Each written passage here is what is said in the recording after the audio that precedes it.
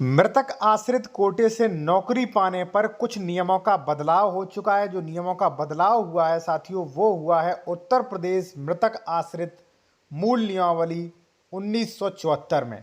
ठीक है, और ये बदलाव जो हुआ है वो सुप्रीम कोर्ट के ऑर्डर्स के बाद हुआ है।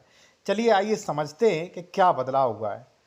उत्तर प्रदेश में मृतक आश्रित की भर्ती की मूल नियमावली 1974 में बनाई गई और समय समय पर इस पर जो है संशोधन किए जाते हैं। ये सभी नए बदलाव इस नियमावली के तहत संशोधन जो है किए जाते हैं। उत्तर प्रदेश में मृतक आश्रित कोटे के तहत सरकारी नौकरी पाने के नियमों में हाल ही में कुछ महत्वपूर्ण बदलाव हुए हैं। ये बदलाव मुख्य रूप से सुप्रीम कोर्ट के आदेशों और मौजूदा व्यवस्थाओं को और पारदर्शी, जो भी मान लीजिए ये चीज़ें हैं, इनको अधिक पारदर्शी और न्याय संगत बनाने के लिए किए गए हैं। यहाँ उन प्रमुख बदलावों का विस्तृत विवरण चलिए हम देते हैं। ठीक, ये संशोधन जो है वो कुछ इस प्रकार हैं। नए नियमों के मुख्य बिंदु: समान समूह में है नियुक्ति।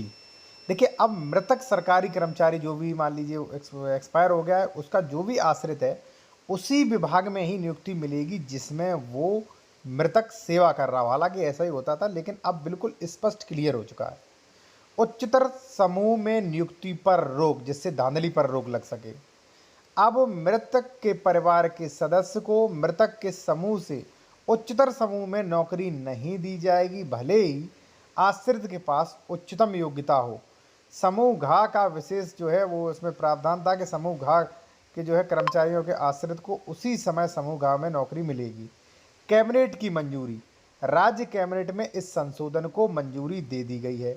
अधिसूचना का इंतजार: कार्मिक विभाग द्वारा कैबिनेट के प्रस्ताव पास होने के बाद अधिसूचना जारी करने के लिए, और फिर भी यह सभी विभागों पर जो है लागू होगा। पहले नियम क्या थे? अब देखिए, इसमें पहले कुछ ये नियम थे कि जैसे मान लीजिए कुछ मामलों में समूह घा के कर्मचारी जो थे उन पर आश्रित जो थे उनकी योग्यता के आधार पर समूह गा की भी नौकरी दे दी जाती थी। ठीक है, अब कई लोग इसके अगेंस्ट रहते थे, तो अब ऐसा नहीं हो सकता भाई। जिस उसमें कर रहे थे नौकरी उसी में मिलेगी और उच्चतर उसमें नहीं मिलेगी आपको। ठीक है ना, उच्चतर पद पे मतलब आपको नौकरी नहीं दी जाएगी। यह व्यवस्था सुप्रीम कोर्ट के आदेश और उसके बाद जो है राज्य सरकार द्वारा किए गए बदलाव के बाद समाप्त हो गई है।